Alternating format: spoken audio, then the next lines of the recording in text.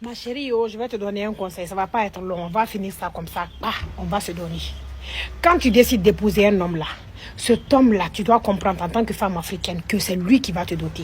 C'est lui qui va représenter ta valeur. C'est lui qui va te refléter. Ce dernier-là, dès qu'on dit tel, ça veut dire que c'est ton mari. Ton nom est attaché à son nom.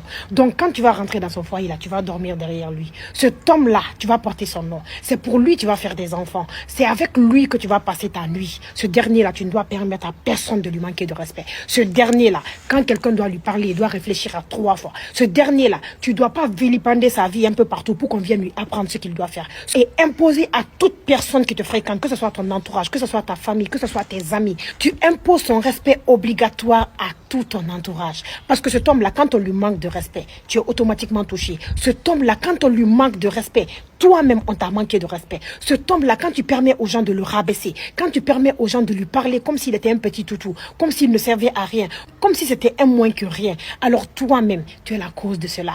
Toi, en tant que femme, au lieu de te taper la poitrine à dire tout le temps, non, moi, je suis une femme autoritaire, j'ai le charisme, je suis une femme imposante. Alors je dis, c'est l'endroit même où tu dois montrer ton autoritarisme. C'est l'endroit même où tu dois montrer que tu es une femme qui ne se laisse pas faire. C'est à ce moment que tu dois montrer que tu es une femme de caractère. Même si ce sont tes sœurs qui décident de parler du mal de ton mari, de lui manquer de respect, de s'immiscer dans sa vie privée, toucher jusqu'à son ego d'homme, à sa virilité, tu dois être la première à imposer là ton autoritarisme, à leur faire comprendre que non, on ne touche pas à mon mari. Mon mari, c'est derrière lui je dors. Mon mari, c'est pour lui je fais des enfants. C'est lui qui me connaît, c'est avec lui je dors. Je ne permettrai à personne de lui manquer de respect. Mais si tu es la première à jeter ton mari en paperasse, tu es la première à jeter ton mari dans la gueule du loup, alors il est normal que tes amis se permettent de lui taper sur la tête. Alors à toi d'abord de montrer l'exemple, ma chérie. Quand vous êtes en public, montre que tu as du respect pour ton mari. Quand vous êtes devant les gens, montre que tu as de l'estime pour cet homme-là. Car cet homme-là, quiconque ose le rabaisser, t'a directement touché à ta fierté, à ton honneur, à ta dignité de femme.